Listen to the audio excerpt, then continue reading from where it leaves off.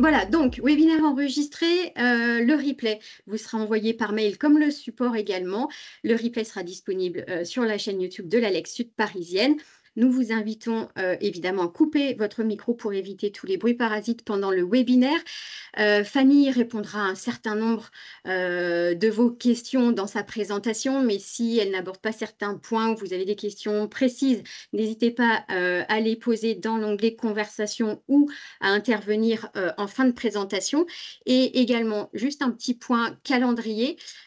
Vous savez que nous sommes dans un cycle de 3 webinaires en ce mois de mars 2025 qui débute. Donc aujourd'hui, le 3, les obligations de solarisation.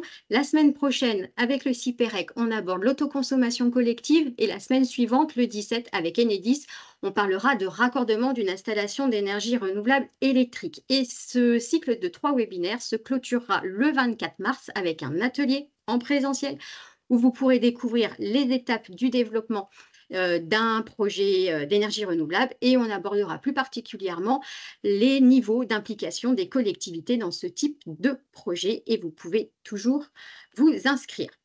Un rapide mot sur qui est l'Agence locale de l'énergie et du climat sud-parisienne. Nous intervenons sur 2 communautés d'agglomération, Grand Paris Sud, Seine-Essonne-Sénart et Vallière-Val-de-Seine, sur une partie donc, du département de l'Essonne et une partie du département de Seine-et-Marne. Nous sommes un outil d'expertise et de proximité et nous intervenons sur tous les sujets énergie et climat au service de différents publics. Les particuliers, l'Agence locale de l'énergie et du climat sud-parisienne est un espace France Rénov', les copropriétés, les collectivités et le petit tertiaire. Nous sommes également porteurs du dispositif Les Générateurs, qui est déployé au niveau national par l'ADEME et animé en Île-de-France par l'AREC, l'Agence régionale énergie-climat. Et les générateurs sont en fait des conseillers dédiés à l'accompagnement des collectivités dans la phase amont du développement de projets d'énergie éolienne ou photovoltaïque, mais aussi dans les projets d'énergie citoyenne.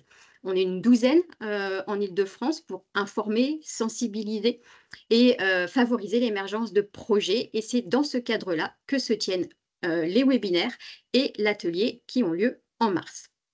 Un rapide mot de contexte pour vous dire que des politiques ont évidemment été mises en place pour atténuer les effets négatifs du changement climatique et de la récente crise énergétique. Des politiques pour les dernières qui sont appuyées sur un certain nombre de scénarios prospectifs, parmi lesquels donc ceux de RTE, intitulés Futur énergétique 2050. Et ce sont des scénarios que RTE met à jour dans le cadre de bilan prévisionnel. Et le graphique que vous avez à l'écran est tiré du bilan prévisionnel 2023-2035. Et qu'est-ce qu'on y apprend sur ce graphique?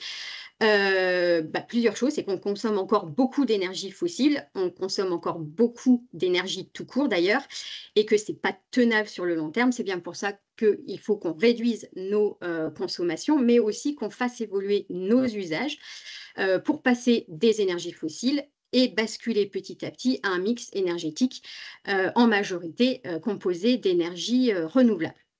Et évidemment, au-delà de cet impératif climatique, on a aussi une notion de souveraineté énergétique à laquelle on porte une attention de plus en plus croissante et elle nous conduit donc à envisager une sortie accélérée des énergies fossiles et forcément de la dépendance qui en découle. Donc je le disais, les politiques, on va dire qu'en gros, je ne vous détaille pas toute la slide, mais depuis 2019, on a eu plusieurs lois qui ont instauré des obligations de solarisation, de végétalisation, et que petit à petit, elles se sont élargies au type de construction, et que la dernière, en date, la loi APER, d'accélération pour la production d'énergie renouvelable, donc de 2023, elle a introduit aussi l'obligation pour les parkings. Et donc, c'est ce qu'on va voir avec Fanny également. Alors oui, pardon, c'est le petit problème technique dont je vous parlais tout à l'heure. 45 minutes. Et donc, il va falloir que je change le partage, que je change les slides et que je partage une autre présentation. Pardon pour ce petit contretemps. Elle va être là, elle arrive, elle arrive, elle arrive, elle arrive.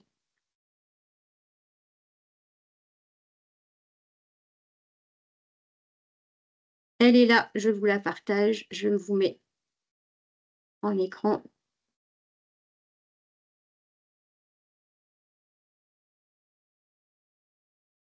Parfait. Est-ce que tu veux que je prenne le contrôle sur cette slide? Oh, bah, oui, surtout sur l'ensemble même puisque dorénavant, tu vas pouvoir dérouler Parfait. Eh ben, bonjour ton à toutes et à tous. Donc, Fanny Lavoué, je travaille pour l'association ESPUL. L'association ESPUL, on fait différentes choses. On fait de l'AMO, de la formation, de l'exploitation de centrales. Mais aujourd'hui, j'interviens au titre de ce que nous, on appelle le centre de ressources sur le photovoltaïque.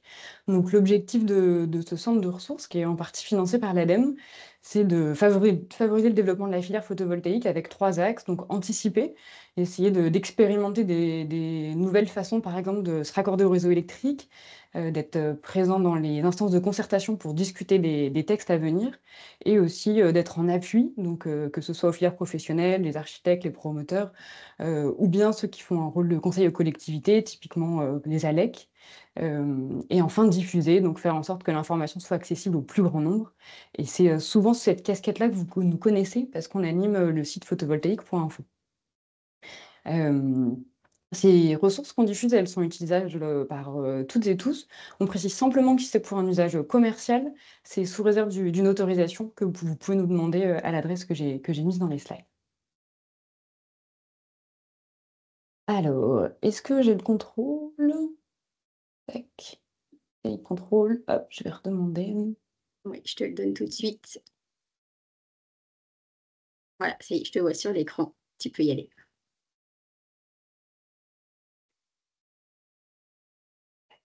Alors, sur cette obligation, il y a eu beaucoup de choses qui se sont passées entre l'adoption de la les différentes lois, ça a commencé en 2019, et aujourd'hui. Donc je vous dis simplement où on en est à l'heure actuelle.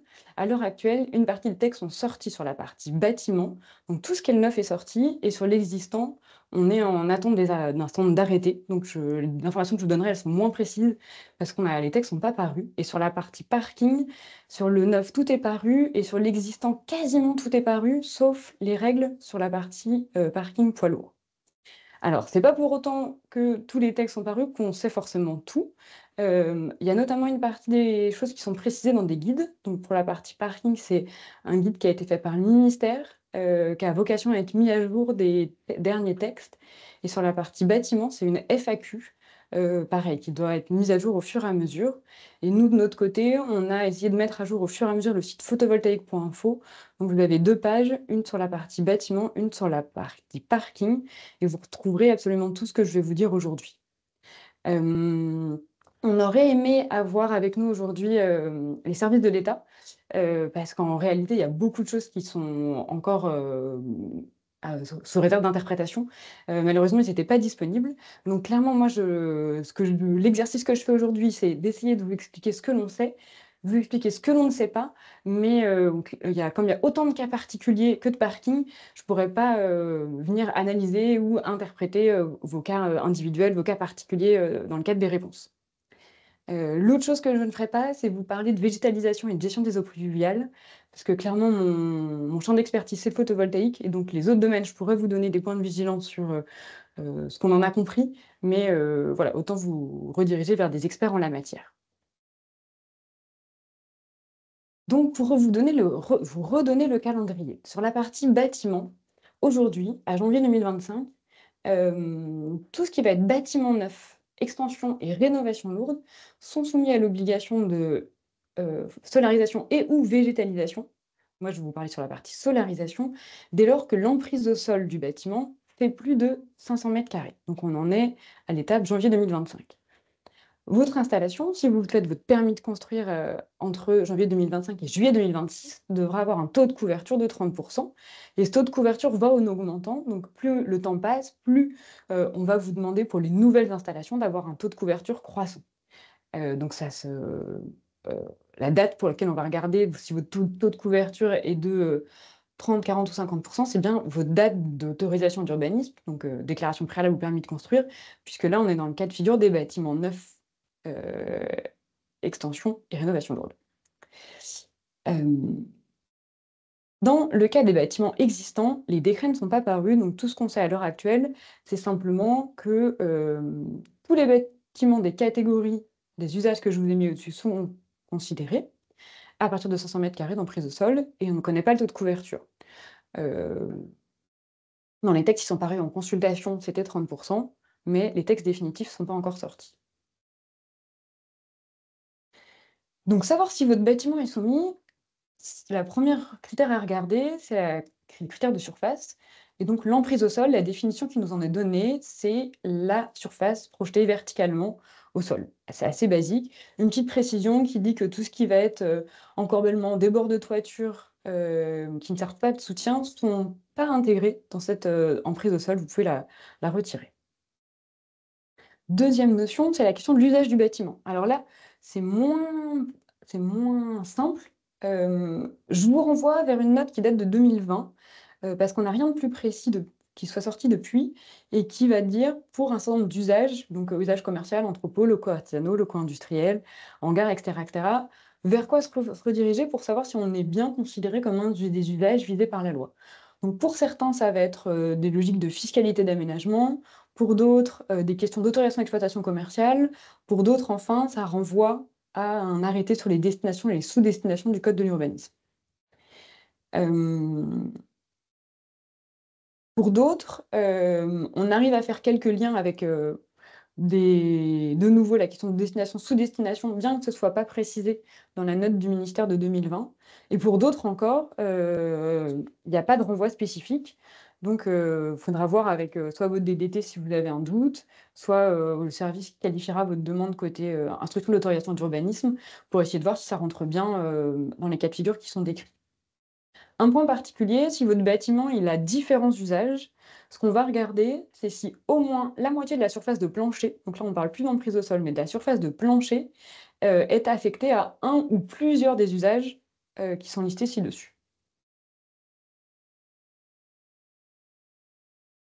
Sur les bâtiments, avant de rentrer dans un peu les détails, je vous donne deux cas particuliers où là, ça renvoie à des arrêtés spécifiques. Donc sur la partie ICPE, donc installation classée pour la protection de l'environnement, tout ce qui va être risque industriel.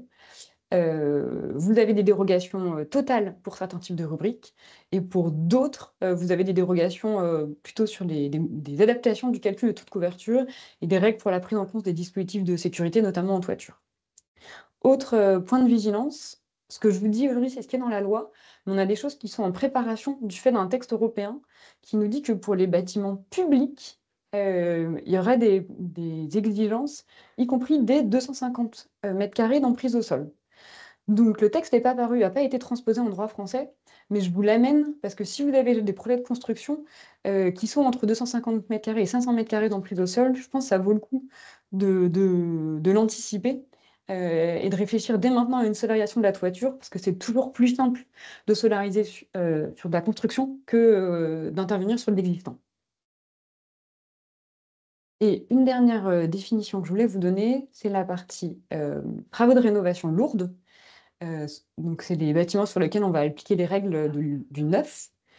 C'est remplacement et renforcement d'éléments structuraux concourant à la stabilité et à la solidité du bâtiment. J'ai menti, ce n'était pas la dernière définition, c'est l'avant-dernière. Autre définition importante, c'est la notion des parkings couverts. Là, on nous dit c'est les bâtiments qui sont situés dans ou sur, donc c'est ce que je vous ai mis en photo, un bâtiment.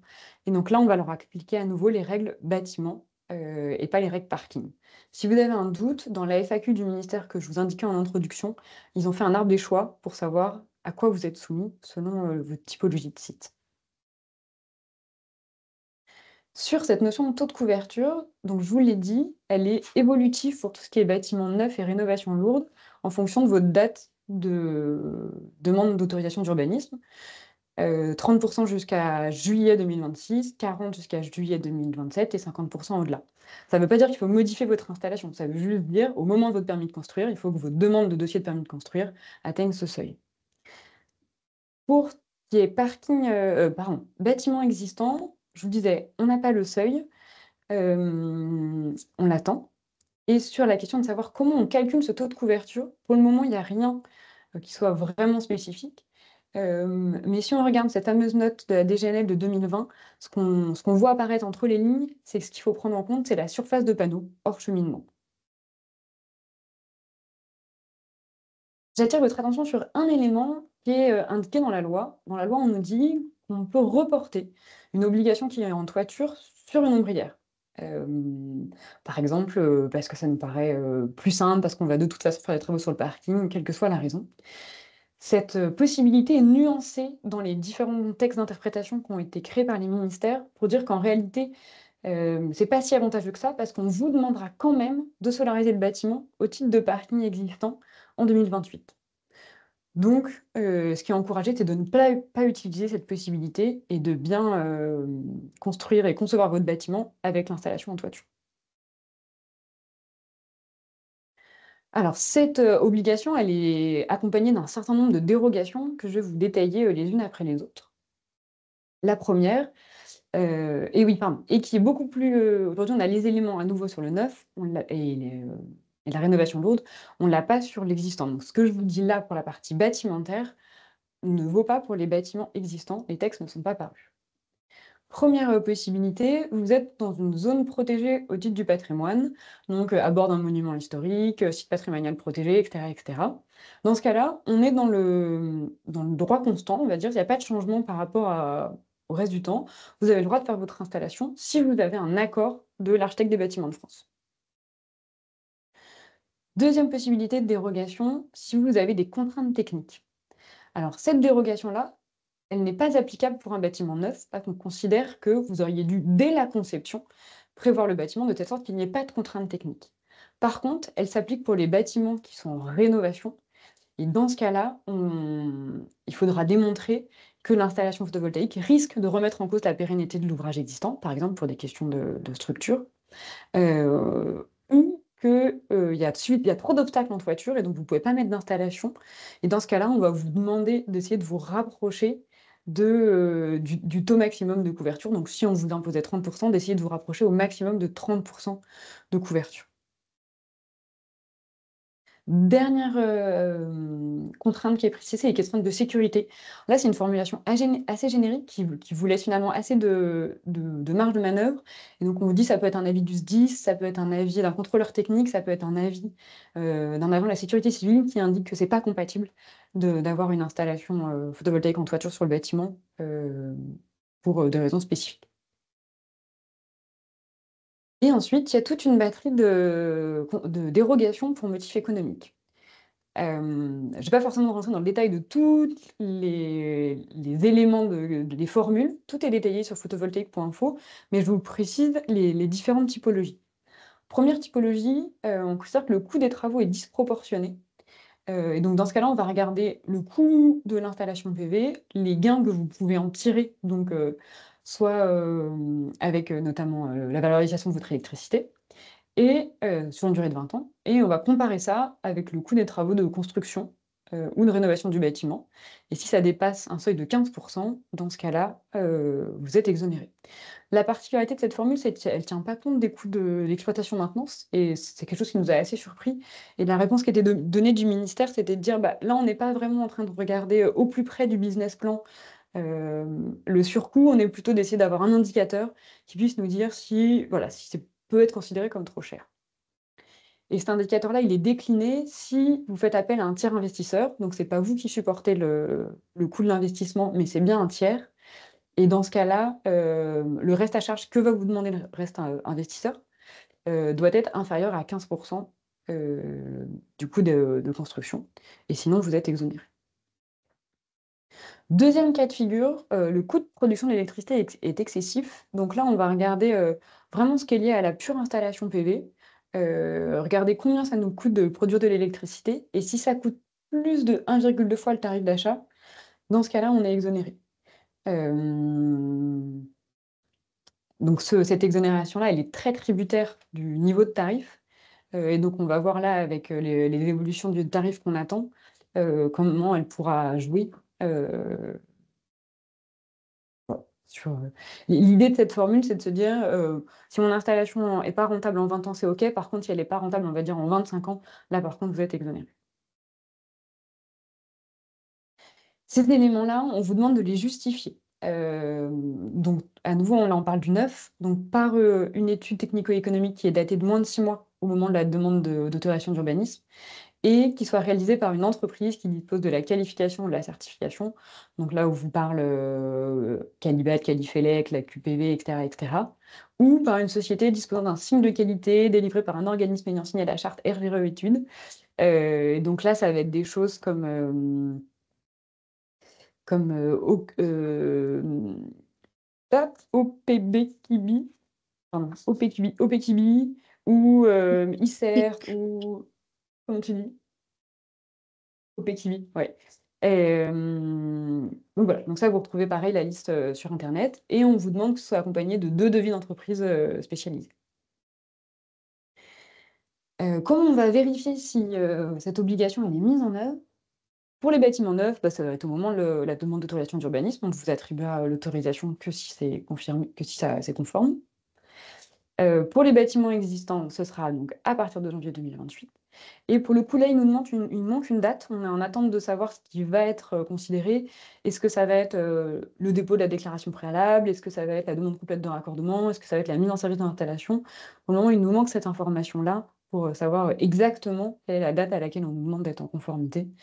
On verra par la suite et c'est censé être vérifié par, des fonctionnaires, habilités. Hop, j'ai passé un peu vite. Est-ce que je peux revenir en arrière? Et c'est sous la responsabilité du gestionnaire du bâtiment. Voilà ce que je voulais vous dire sur la partie bâtiment et je vais passer maintenant à la partie parking. Sur la partie parking, la logique, elle est de se dire: on a un cas général qui est que tous les parkings, quels que soient leurs usages, sont visés par cette obligation. Donc on sort de la logique, d'usage qu'on pouvait avoir pour les bâtiments. Là, c'est tout type de parking sont visés, à partir de 2028 s'ils font plus de 1 100 m² et à partir de 2026 s'ils font plus de 10 000 m², avec un taux de couverture de 50. Et puis, au-delà de ce cas général, on a un certain nombre de cas particuliers. Hem, que sont, les parkings neufs et les parkings gérés en concession. Donc les parkings neufs ou rénovés lourdement et donc là, ça peut être ceux qui sont associés aux bâtiments dont je vous ai parlé avant, donc des bâtiments qui sont soumis aux obligations de solarisation et donc dans ce cas-là, si on est à plus de 500 d'emprise au sol, on est soumis, ainsi que les parkings, qui sont ouverts au public, et dans ce cas-là, et qui sont neufs aussi, pardon, qui sont neufs et ouverts au public, mais dans ce cas-là, c'est pareil, ils sont soumis aux obligations sur le neuf. Et dernier cas de figure, c'est celui des parcs de stationnement qui sont gérés en concession, contrat de service public, prestation de services, bail commercial, et cetera, et cetera, et cetera. Et là, c'est un cas de figure sur lequel je ne vais pas pouvoir vous dire grand-chose parce qu'en fait, ils sont visés par 2 lois différentes qui ne disent pas la même chose. Donc pour le moment, nous, on ne s'avance pas sur ce sujet-là et on dit qu'on est en attente de demande de précision pour savoir exactement à quelle sauce ils vont être mangés. Pour ces bâtiments-là, pour ces parkings-là, pardon, on demande à nouveau, un taux de couverture de 50. Je vous redonne à nouveau la question je reviens sur la partie des définitions, en particulier la superficie. Quand on va regarder, le 1 500 m², on va regarder les emplacements et les voies de cheminement. Ce qu'on va exclure, donc c'est les espaces verts, les voies de repos, espaces de stockage, espaces logistiques, plus les espaces, où stationnent les véhicules transportant de marchandises dangereuses et certaines zones spécifiques si vous êtes dans le cas de proximité avec des ICPE. En gros, ça, c'est un peu des cas particuliers que je vais pas forcément détailler. Les parkings poids lourds sont pas exclus dans la partie superficie, mais on attend de savoir qu'est-ce qui va être pris en compte ou pas pour ces parkings-là. Atteindre 50 de taux de couverture quand on a beaucoup de voies de cheminement et de circulation, c'est pas toujours simple. On en a bien conscience, on a 2-3 cas, qui sont un peu concernés, nous, qu'on regarde un peu de près. Donc faudra voir, si ça peut rentrer dans les dérogations. Donc pour les parkings, on est sur une logique d'obligation d'ombrage, que ce soit pour les parkings neufs ou pour les parkings existants. En réalité, dans les textes, c'est présenté de façon un peu différente, mais si, je simplifie, dans la plupart du temps, ça aboutit au même résultat, à savoir que vous devez soit avoir, un arbre tous les 3 places de stationnement avec, c'est précisé, des arbres à canopée large qui sont répartis sur l'ensemble du parking, soit des ombrières qui recouvrent 50 de la surface du parc. Et donc on va regarder la projection verticale au sol du volume de l'ombrière et des panneaux.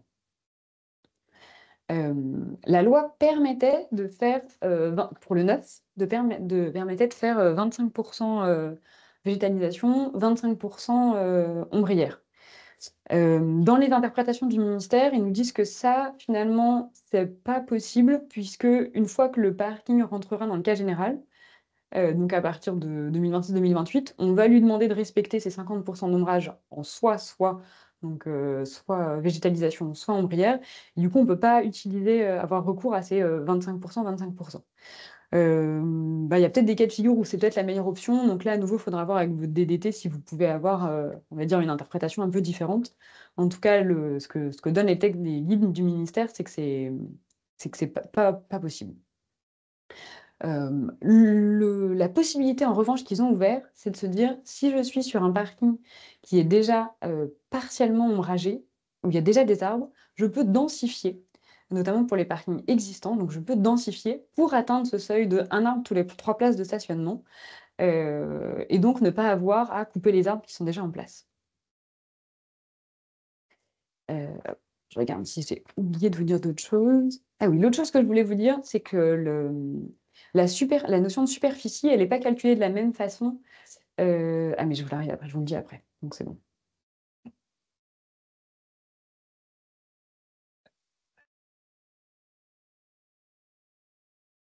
Ça veut bien passer à la suite.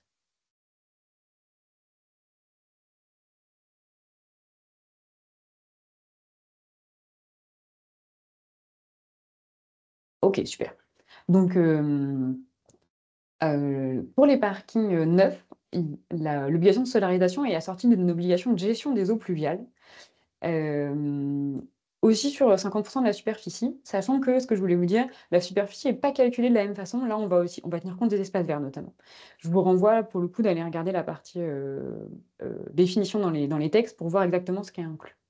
Et l'autre chose, importante à savoir, c'est que si vous êtes dans le cadre d'une rénovation et ou peut-être parking sous concession, on verra, dans les exonérations économiques, on va tenir compte du fait que, c'est impactant de revenir, intégrer cette partie gestion des eaux pluviales et du coup, c'est intégré dans la partie surcoût, sur la partie dérogation économique. Dernière chose que je voulais vous dire sur la partie gestion des eaux pluviales, c'est que même sur des parkings, sur la partie pardon, sur les parkings existants, c'est pas une obligation la gestion des eaux pluviales. Par contre, certains PLU peuvent l'exiger et dans ce cas-là, il faudra voir au cas par cas, selon ce qui figure dans vos PLU, si le fait de mettre des ombrières a un impact sur, la partie, gestion des eaux pluviales.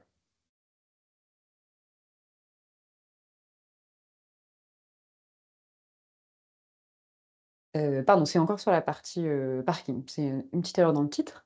Et donc il y a aussi des dérogations qui sont prévues et donc là, les textes sont sortis sur la partie neuf et sur l'existant. Donc je peux vous donner des détails sur les 2 possibilités. La première, c'est sur si votre site, il est, dans une zone, protégée au titre du patrimoine. Là, contrairement aux bâtiments, là, vous êtes dans une situation de dérogation de principe. C'est-à-dire que si vous êtes dans une zone protégée, directement, vous n'êtes pas obligé de répondre à l'exigence de solarisation. Par contre, il faudra voir si vous êtes sur du neuf et donc vous êtes sur, ou si vous avez aussi des exigences sur la gestion des eaux pluviales, par contre, ça ne préjuge pas de la partie, gestion des eaux pluviales. Ça ne parle que de la partie photovoltaïque. Et l'autre chose à savoir, c'est que si vous êtes dans un endroit qui est protégé, à d'autres titres par votre PLU, donc espace boisé classé, loi littorale et cetera, la partie obligation de solidarisation, doit le respecter. Donc les règles génériques continuent à s'appliquer. Tac.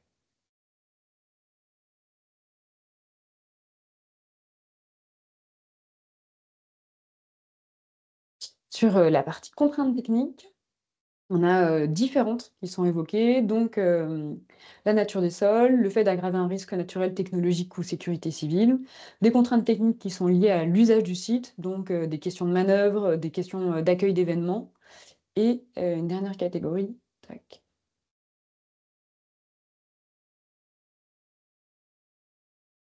Oh, j'ai des difficultés à faire passer mes slides. Voilà et des contraintes techniques qui, pour le coup, sont encore pas reconnues. Sur la partie poids lourd, c'est ce que je vous disais, il y a un risque qui est identifié sur la cohabitation des dispositifs de recharge de véhicules électriques et des ombrières et dans ce cas-là, on est en attente d'un arrêté qui doit paraître, avant 2026 si je dis pas de bêtises, pour nous dire, quelles sont les règles, ou les exceptions si, ces 2 dispositifs sont amenés à cohabiter. Donc sur la partie de contraintes économiques, vous allez retrouver à peu près le même motif que ce qu'on avait sur la partie parking. Avec, un premier cas dans lequel on vous dit le coût des travaux est excessif. Ce qui est, intéressant dans le cas des ombrières, c'est que ça intègre aussi le coût d'adaptation du parking. Donc si, du fait de votre PLU, par exemple, vous devez intégrer, la gestion des eaux pluviales et donc, désimperméabiliser toute une partie, eh ben, on l'intégrera dans la partie, coût des travaux. Et donc là, on a 2 lignes. La première, c'est sur la partie, neuf et la deuxième, c'est sur la partie existant. Donc on va comparer ça à la valeur vénale du parking. De nouveau, on prévoit le cas de figure où il y a un tiers investisseur, sachant qu'ils ont un peu amendé la formule pour intégrer la partie, autoconsommation avec tiers investissement, et donc ou, pour tenir compte de vos éventuels revenus en autoconsommation. Et donc dans ce cas-là, c'est bien reste à charge moins, revenu PV du gestionnaire. Et donc on va comparer de nouveau ça, première ligne sur la partie, création-rénovation, deuxième ligne sur la partie, parking existant. Du coup, si c'est plus de 10 de la valeur vénale, dans ce cas-là, vous êtes éligible à la dérogation. Coût de production excessif. On retrouve une nouvelle fois, un coût d'actualité de l'énergie de 20 ans qui est à plus de 1,2 fois le tarif d'achat, donc même mécanisme et à nouveau, à justifier par une étude technico-économique, donc avec exactement ils ont aligné les mêmes exigences que celles sur la partie bâtimentaire. Donc soit une certification qualification, PV, soit, la fameuse charte. Donc, c'est ce que je vous disais tout à l'heure, OPKI, Syntec, ICERT, et cetera, et cetera, et cetera. Oh là, je vois que l'heure avance et donc j'essaie d'aller un peu plus vite. Dernière dérogation, la question de la viabilité économique du propriétaire. Dans ce cas-là, ça comporte notamment un propriétaire qui pourra avoir, beaucoup d'emprise foncière, qui n'aura pas la capacité de supporter tous ces travaux. Dans ce cas-là, il peut apporter, toute preuve, pour justifier, de cette dérogation. Il y a aussi des dérogations possibles s'il y a une modification du site qui sont prévues, notamment, des autorisations qui sont déjà accordées ou des autorisations qui sont dans des schémas d'aménagement plus longs, type, opération d'aménagement ou ZAC. Sur la partie, vérification, donc à nouveau, si c'est du neuf, ça va être au moment de l'autorisation d'urbanisme. Si c'est de l'existant, ce sera aux 2 dates que j'ai indiquées et par, des fonctionnaires et agents habilités. Une petite précision que j'ai pas indiquée tout à l'heure, sur, les plus grands parcs, donc ceux de plus de 10 000 m², ils peuvent bénéficier d'une dérogation pour, passer en 2028 s'ils justifient qu'ils vont avoir recours à des panneaux qui garantissent une certaine sécurité en matière d'approvisionnement. Comprendre entre guillemets, panneaux français ou, voire, panneaux européens, on verra. Et donc s'ils s'engagent à avoir ce type de panneau, ils peuvent, avoir un report sur la date d'entrée en vigueur de l'obligation. Et sur la responsabilité, les textes parlent beaucoup du gestionnaire et renvoient à défaut au propriétaire. Pour la partie existante, sur le neuf, les textes parlent plutôt du propriétaire. Là, on attendait aussi une mise en conformité par la loi pour, enfin une mise en conformité, une harmonisation pour, et une clarification. Voilà, ça c'est des choses qui sont, en attente, on espère voir arriver. Les cas particuliers, donc ce que je vous ai dit, tout ce qui est, concession, délégation de service public et cetera, pour le moment, non, ça avance pas trop parce qu'il me semble qu'il y a deux articles de loi qui disent des choses différentes. Il y a la partie ICPE, où il y a des exemptions comme sur la partie bâtimentaire, tout est détaillé sur, photovoltaïque.info et puis il y a les DROM où on attend, il me semble que l'arrêté n'est pas paru pour savoir si en DROM, à combien est fixé le seuil. Donc il pourrait être soit à 1 500 m² comme c'est le cas en métropole, soit à une fourchette entre 500 et 2 500 à paraître. Voilà, j'en ai fini. Pardon, j'ai été un peu longue. Aucun souci, merci beaucoup Fanny. Peut-être, est-ce que d'ores et déjà vous avez des questions à poser à Fanny sur ce qui a été dit, sur des points d'éclaircissement voilà, à avoir? Ou est-ce que enfin, c'était particulièrement clair et pédagogique? On y trouve effectivement pas mal d'informations, pratiques aussi.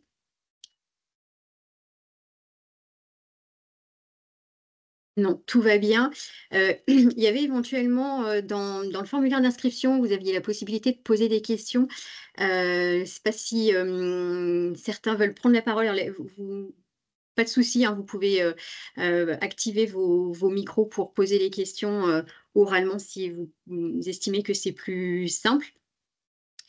Hem Peut-être revenir, il y avait une hist alors je ne sais pas si tu as eu le temps, Fanny, de regarder sur l'histoire de la révision du PLU et l'obligation de solarisation, s'il y avait une articulation particulière entre les 2 ou pas?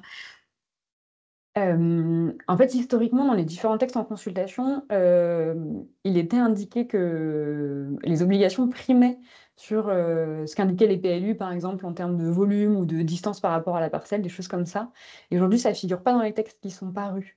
Donc il y a un enjeu d'articulation quand même entre ce que peut préciser un PLU et ce que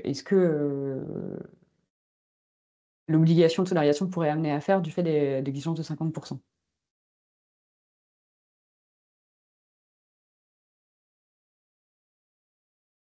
Est-ce qu'il y avait d'autres questions? Les personnes notamment qui avaient des questions, qui les avaient, notées dans le formulaire d'inscription, est-ce qu'on a répondu à vos questions? Est-ce que vous en avez d'autres qui sont venus avec, cette présentation?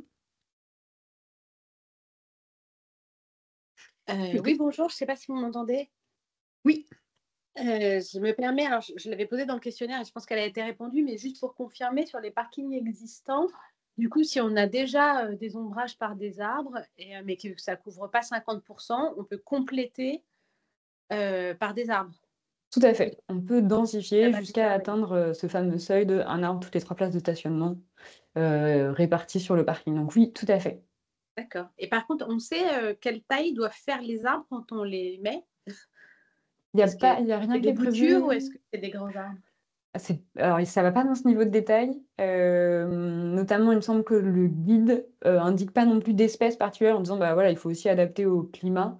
Par contre, il faut que la variété, l'essence de l'arbre ait bien, à terme, une canopée large. Oui, alors c'est plutôt la taille des arbres. Est-ce qu'on doit planter des arbres adultes? Auquel cas, c'est pas du tout le même tarif que si on doit planter un arbuste. Il y a rien qui est précisé en la matière. D'accord, donc on a le choix à date. On pourrait À défaut, oui. d'accord. Voilà, si les textes disent rien, effectivement, bah, c'est soumis à interprétation, mais bon, en même temps, pas toujours évident de lire, correctement entre les lignes, c'est sûr. Il y avait une autre question qui m'avait paru intéressante dans celle que vous aviez posée, c'était la question des panneaux souples, en disant: «Est-ce que enfin pas des panneaux, pardon, des panneaux, légers?» Et effectivement, la question s'est posée dans les discussions de savoir si, on pouvait nous refuser une dérogation de motif structure en disant: «Vous pouvez faire appel à des panneaux souples». On n'a pas la réponse officielle. Nous, côté Espune, c'est sûr qu'on plaidera toujours pour, avoir, une technologie, qui est sous ATEC, qui est sous assurance, où vous avez pas de difficulté et du coup, considérer que, la pa le les modules standards type silicium, sont la référence. Libre à vous si vous le souhaitez après d'utiliser une autre technologie, mais qu'on ne vous impose pas, du panneau léger, pardon. Ça, c'est acté pour le coup. Non, ça c'est pas précisé, mais en tout cas, nous on le défendra. Enfin, en fait, ils sont pas allés dans ce niveau de détail. D'accord.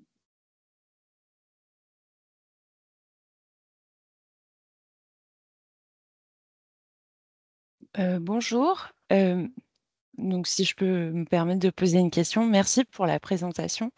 Je voulais savoir si, vous pouviez nous donner quelques détails éventuellement sur, parce que je crois que la loi, APER mentionne, l'obligation de faire un plan de valorisation des énergies renouvelables, notamment pour les collectivités de plus de 250 agents, si j'ai bien compris.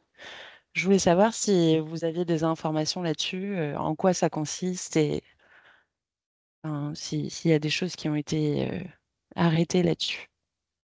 Très honnêtement, je ne sais pas, à quoi vous faites référence. Ça ne me dit rien, ce plan de valorisation des énergies renouvelables issues de loi à terre. Bah, c'était écrit dans la loi APER, mais après, il faudrait que je retrouve l'article en particulier, mais J'ai je pas ne sais pas suivi. si Du coup, d'autres je saurais. personnes en ont entendu parler. Non. Ok.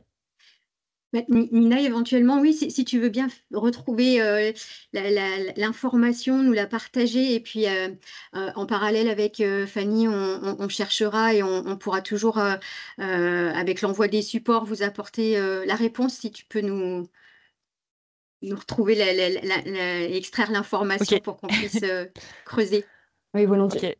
Ouais, je vous enverrai un mail. Merci beaucoup. Merci, merci.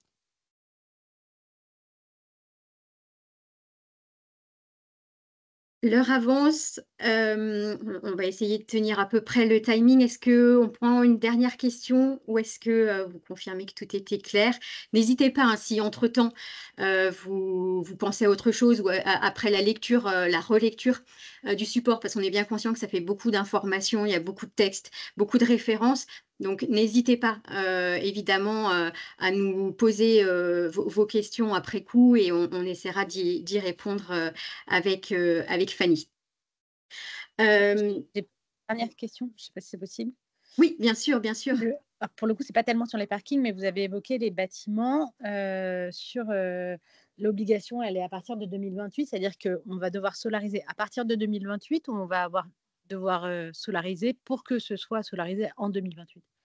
C'est ce que je disais, ça, c'est une des questions qui est en suspens, auquel le ministère n'a pas répondu, de savoir, qu'est-ce qu'on prend en référence? Est-ce que c'est la date de mise en service? Est-ce que c'est la demande complète de raccordement? Est-ce que c'est la date de, déclaration préalable? Ils n'ont pas répondu, donc on ne sait pas pour l'heure. Ça n'empêche pas de se mettre en ordre de marche, parce que de toute façon, ça, entre ces différentes dates, il se joue, quelques mois et j'imagine que les agents vont pas vous attendre, au 1er janvier 2028, au 1er juillet selon, en bas de chez vous. Mais voilà, pour justifier, à l'heure actuelle, on n'a pas la date précise. D'accord, merci. Et on connaît les conditions d'exonération pour le fait que ça mette en péril l'entreprise, comme vous disiez, si on a un trop gros foncier. Oui, sur la viabilité Comment on justifie économique, ça? non, il indique, toute preuve utile. C'est très, très large. D'accord. Et du coup, on pourrait s'exonérer que d'une partie du foncier, en fait, de justifier qu'on le fait sur une partie du foncier et pas sur l'autre. Bah, ce qui m'interroge, c'est que, vous avez toujours la possibilité de passer en tiers investissement. Donc il faudrait arriver à démontrer que c'est, enfin, qu'économiquement, même en tiers investissement, ça fonctionne pas. Et on peut se dire qu'avec le nouveau moratoire là qu'ils sont en train de faire, enfin, pour lequel on attend encore des réponses, le tiers investissement, ça pourrait lui mettre un peu un coup dans l'aile. Oui, par exemple. Par Ok, exemple. merci. Très bien, merci pour les questions. Merci Fanny pour les réponses. Alors, l'heure passe, vous trouverez dans le support, vous voyez les ressources, vous avez les slides avec les ressources, les articles, les liens sont cliquables, donc vous pourrez les retrouver. Vous aurez les coordonnées, notamment pour les collectivités, entreprises qui dépendent du territoire de la Lex Sud parisienne. Vous aurez les coordonnées. Allez, je sais qu'il est tard, qu'on a faim, mais je me permets de vous remettre le petit WooClap de tout à l'heure avec une autre question. Cette fois-ci, donc toujours le même principe pour vous connecter avec votre smartphone. Vous pouvez scanner le QR code. Je vous remets aussi dans la conversation le lien ou aller sur wooclap.com, toujours avec le même code solarisation. Et cette fois-ci, la question est la suivante. Après ce webinaire, votre niveau d'énergie pour agir sur la transition est... Eh bien, écoutez, à vous de répondre. Vous avez 30 secondes.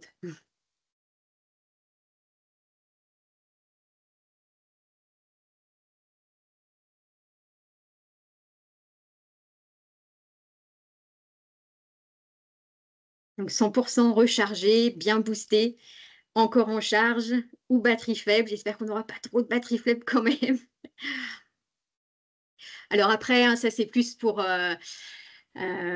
répondre à un petit questionnaire satisfaction de façon un peu différente, mais évidemment, on a à cœur à l'Alex Sud Parisienne de vous proposer des contenus de qualité et adaptés à vos besoins. Donc, on se permettra évidemment de vous transmettre un questionnaire de satisfaction en bonne et due forme.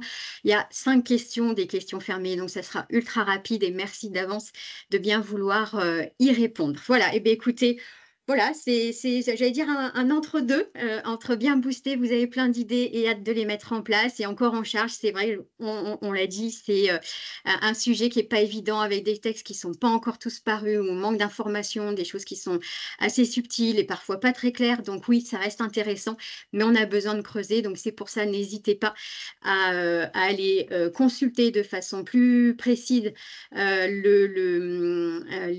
sites, les liens que vous aurez dans le support. Et puis, écoutez, il me reste à remercier très chaleureusement Fanny. Merci infiniment pour ton intervention. Merci pour toutes tes explications. Merci à tous de votre participation, de votre présence. Et puis, écoutez, on se donne rendez-vous la semaine prochaine. Je vais essayer de remettre sous les yeux, voilà, les rendez-vous de la semaine prochaine. Le 10, le 17, c'est donc même jour, même heure, le 10, le 17 à midi et le 24 pour l'atelier. Un grand merci à tous et à la semaine prochaine pour ceux qui se sont d'ores et déjà inscrits. Merci beaucoup. Bonne fin de journée à tout le monde. Bonne semaine. Merci.